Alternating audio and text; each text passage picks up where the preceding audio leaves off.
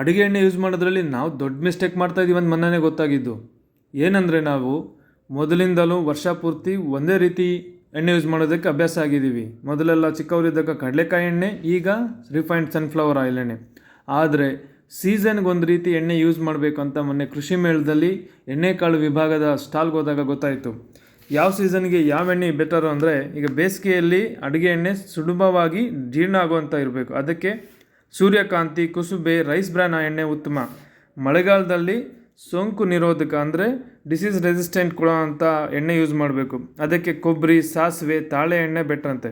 ಮತ್ತು ಚಳಿಗಾಲದಲ್ಲಿ ಉಷ್ಣ ಉತ್ಪಾದಕ ಅಂದರೆ ಹೀಟ್ ಜನ್ರೇಟ್ ಮಾಡೋ ಅಂಥ ಎಣ್ಣೆ ಇರಬೇಕು, ಅದಕ್ಕೆ ಎಳ್ಳೆಣ್ಣೆ, ಸಾಸಿವೆ ಮತ್ತು ಕಡಲೆಕಾಯಿ ಎಣ್ಣೆ ಯೂಸ್ ಮಾಡಬೇಕು ಅಂಥೇಳಿ GKVKಯಲ್ಲಿರುವಂಥ ಎಣ್ಣೆಕಾಳು ವಿಭಾಗದವರು ಮೊನ್ನೆ ತಿಳಿಸ್ಕೊಟ್ರು. ಇದ್ರ ಜೊತೆಗೆ ಮೊದಲೆಲ್ಲ ಎಣ್ಣೆ ಪ್ರಮಾಣ ಎಷ್ಟು ಯೂಸ್ ಮಾಡ್ತಾ ಇದ್ದೀವಿ ಅಂದರೆ ತುಂಬ ಕಮ್ಮಿ.